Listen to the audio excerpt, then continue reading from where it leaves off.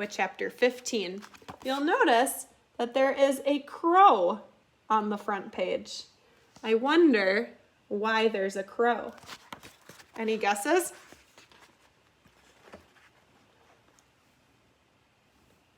Not sure. Maybe he'll meet a crow.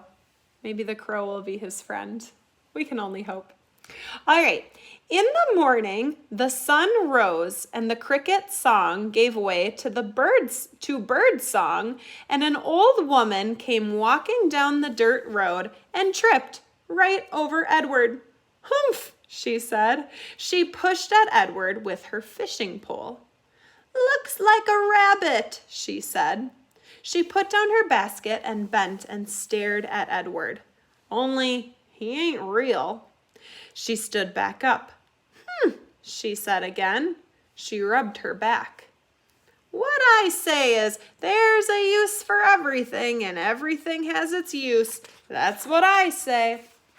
Edward didn't care what she said. The terrible ache he had felt the night before had gone away, and had been replaced by a different feeling, one of hollowness and despair.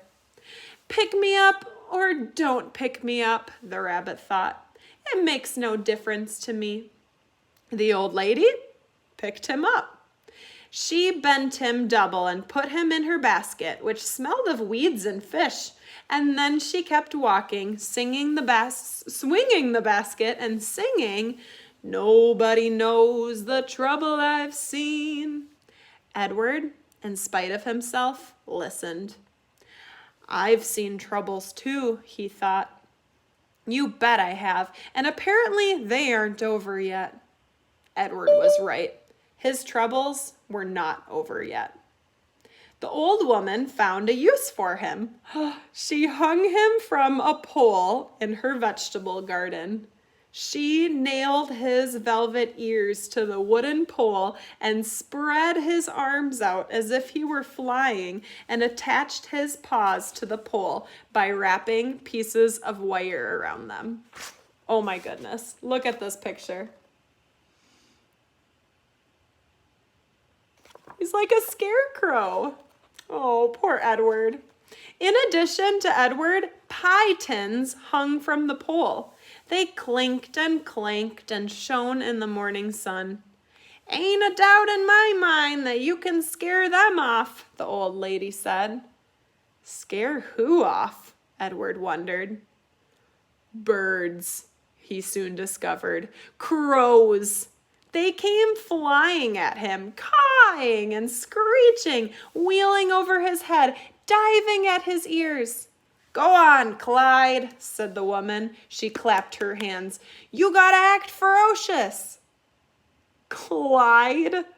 Edward felt a wariness of so intense wash over them that he thought he might actually be able to sigh out loud. Would the world never tire of calling him by the wrong name? Oh my goodness, so now he has a new name. The old woman clapped her hands again. Get to work, Clyde, she said. Scare them birds off. And then she walked away from him, out of the garden and toward her small house. The birds were insistent. They flew around his head. They tugged at loose threads in his sweater. One large crow in particular would not leave the rabbit alone.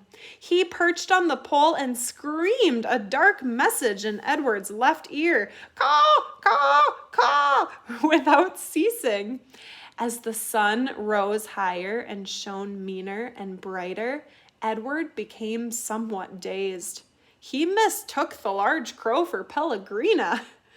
Go ahead, he thought. Turn me into a warthog if you want. I don't care. I'm done caring. Caw, caw, said the Pellegrina crow. Finally, the sun set and the birds flew away. Edward hung by his velvet ears and looked up at the night sky. He saw the stars, but for the first time in his life, he looked at them and felt no comfort. Instead, he felt mocked. You are down there alone, the stars seemed to say to him, and we are up here in our constellations together. I have been loved, Edward told the stars. So, said the stars, what difference does it make when you're all alone now? Wow, Edward must be going a little crazy if he's talking to stars right now. Edward could think of no answer to that question. Eventually, the sky lightened and the stars disappeared one by one. The birds returned and the old woman came back to the garden. But this time, she brought a boy with her. And here is the picture of the boy.